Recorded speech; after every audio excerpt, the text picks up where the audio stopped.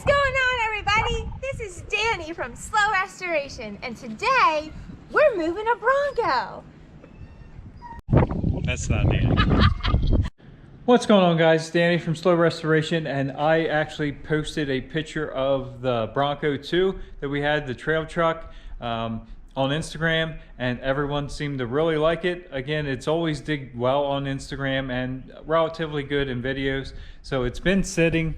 We got the Camaro moved, so we have an open bed. We got stuff to do, but I think I'm gonna try it's been chilling out over here on the edge of the woods here, and I think I'm gonna actually pull this in real fast and try to get it running again. The fuel pump failed and it hasn't ran since, so we're gonna try to Jessica's gonna come out and help me. She might drive this thing actually when it's done or running again. This thing will never be done, so let's get the tractor down there and get it pulled up out of its grave there and see if we can bring this thing back to life. But first, let's go ahead and fire the Raptor up and we'll get it pulled out of the way. This thing always fires right up.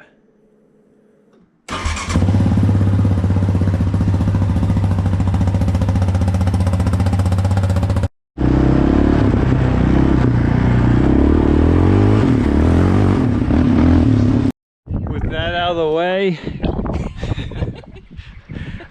we're gonna tackle this Bronco. It should be pretty easy. Out of the way. The four-wheeler.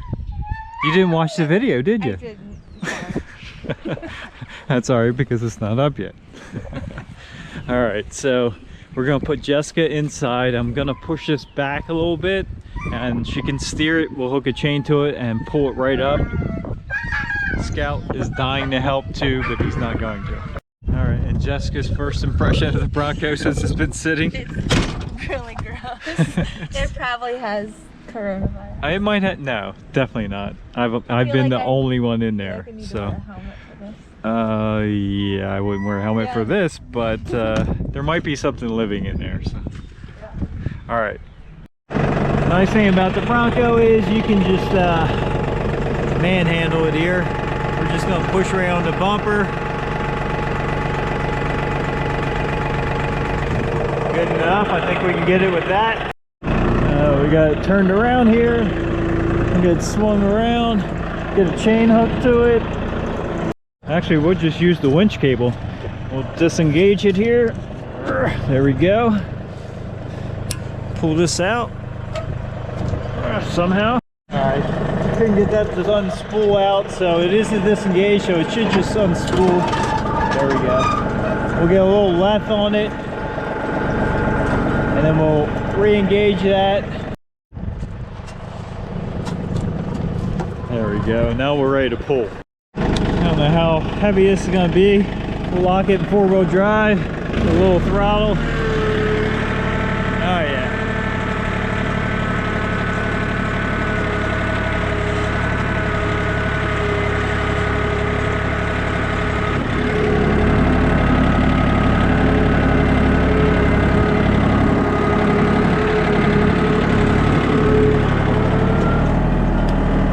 Don't hit this stuff, so go that way a little bit.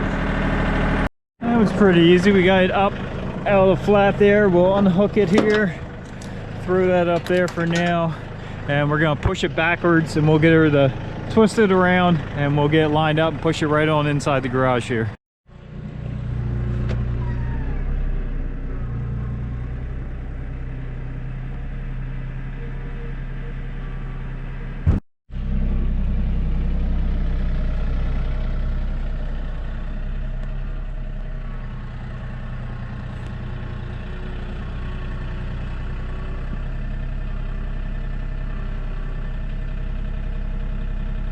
All right, we got it hooked back up here.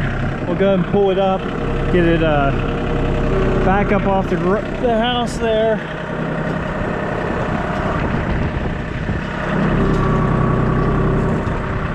She's gonna line it up. Cut it, cut it, cut it. Probably have to. It's loose. Okay, hold that. We unhook you. All right. right, we have it all lined up, but unfortunately I can't fit through there, so I gotta go the long way around. All right, we're gonna back in, and then we should be able to push this right inside the garage there.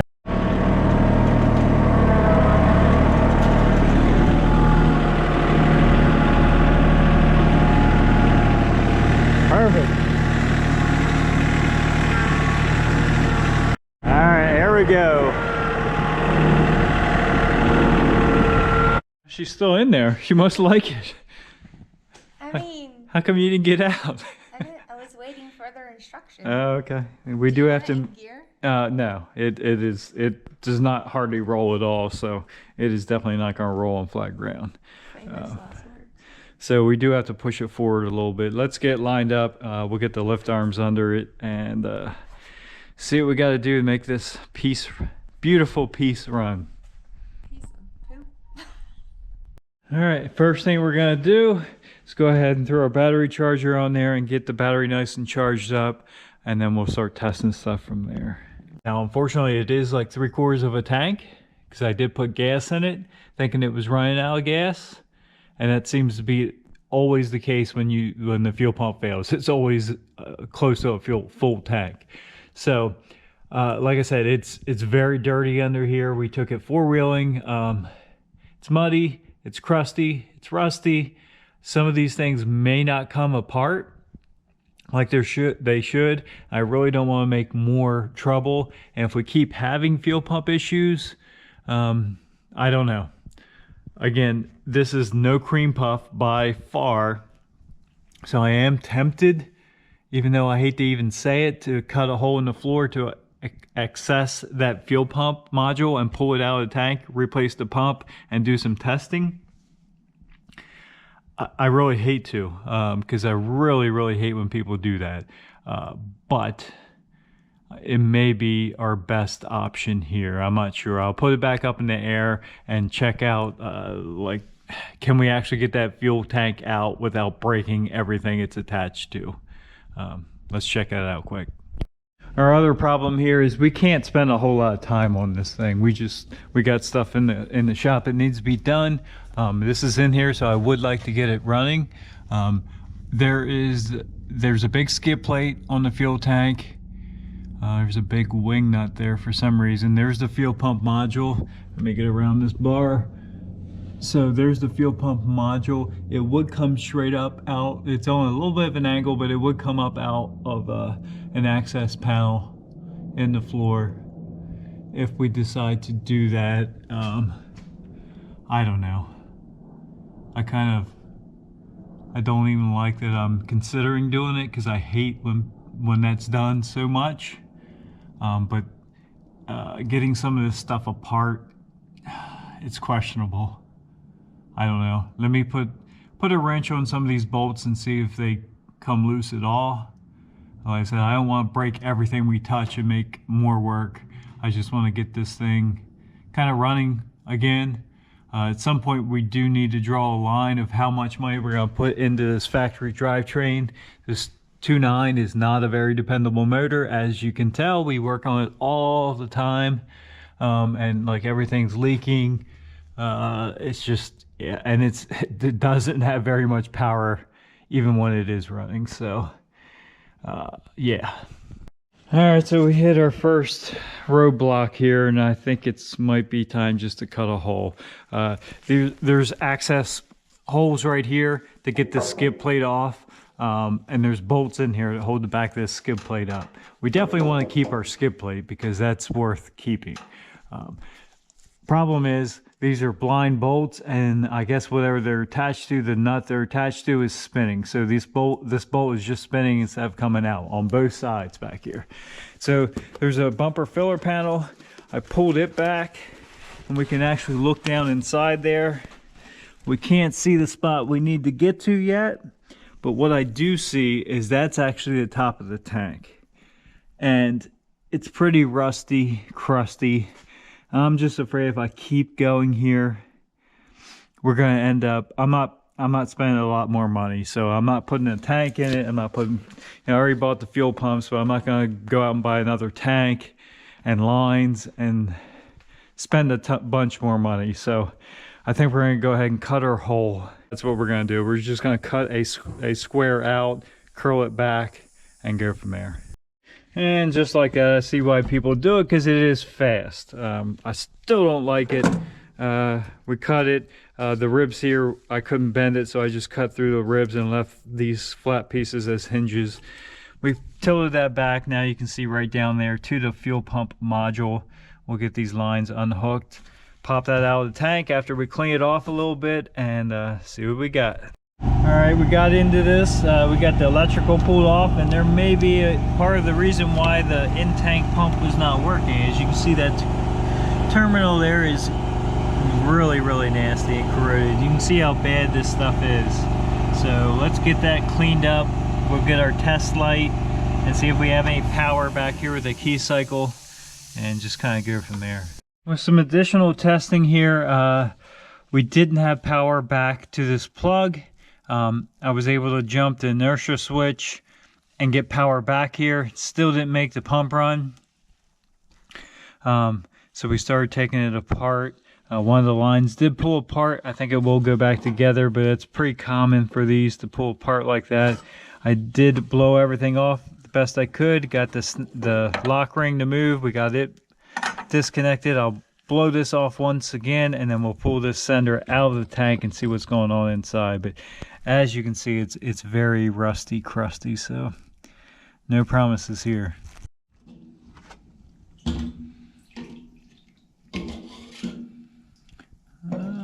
Looks like someone's been into it before. Let me get this out. You gotta move that filter and pull that float out all kind of in one shot there. With a little twist, we're able to pull that out, and we'll carry this over and set it on trash can. Let's pull the trash can over here so we got some light. And I suppose we just do not have, or that pump is just not working. We got this disassembled. It is a little tiny pump.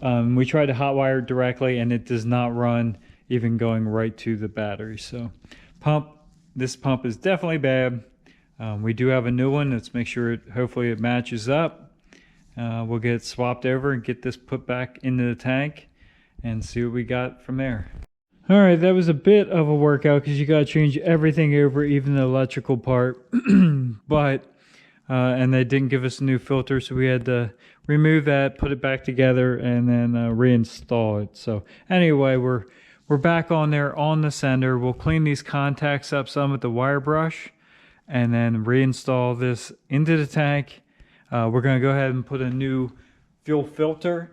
It's all the way up, almost right beside the motor, which is a really dumb spot to put it, but that's where Ford put it. So we'll go ahead and remove. All right, guys, unfortunately, I really need to get some new batteries for the GoPro because it keeps dying, but we did get it running. If you follow me on Instagram, there's a short clip. It ran terrible at first and slowly started building steam. So now, for whatever reason, it caught back up and it's running decently. We did hotwire this back pump because something in the wiring, the back pump is not getting power sent to it from the key anymore. So we'll run a hot wire to the inertia switch, bypass it, and then this fuel pump here was already bypassed from before, so it's hot with the key. We'll leave that, but it does run again. For now, the Bronco does run. So we're gonna go ahead and tighten some of this stuff up. The back brake line is just floating. We're gonna zip tie. This thing's got zip ties everywhere. Literally everywhere. So we're gonna add some more. There's no sense me redoing this whole thing. Like I said, it's never gonna be restored. It's never gonna be sweet. It is a trail truck at the very least, or very most rather. So let's get some zip ties on some stuff, get it tied up. I might weld a couple spots here and there, and we'll back this thing out and see if it moves still. I think it will. It is fun when it runs. It's kind of a shame. While it's in the shop too, we might do some fender trimming. Like I said, this is just totally, this is patches, and the patches are rotted away. So there's really nothing there anyway. And these tires aren't again, in that good a shape either. It's got a slit there. So if we can avoid contact and avoid a blowout for as long as possible, we might do that too.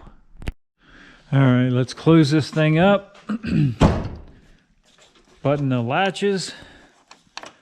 What a turd. What a turd.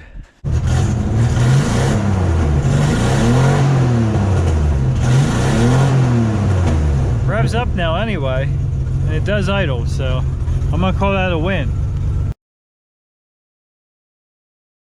Hit the brakes so you know how they work. Push the clutch in. I know how brakes work. Well, on this, they almost go to the floor, so you just gotta get used. Hold on to your button. All right, now my turn to drive. Are you riding? Yeah. Okay. Yes, it will. I don't want to roll over. We're not gonna roll. I may have just accidentally fixed the Bronco, guys.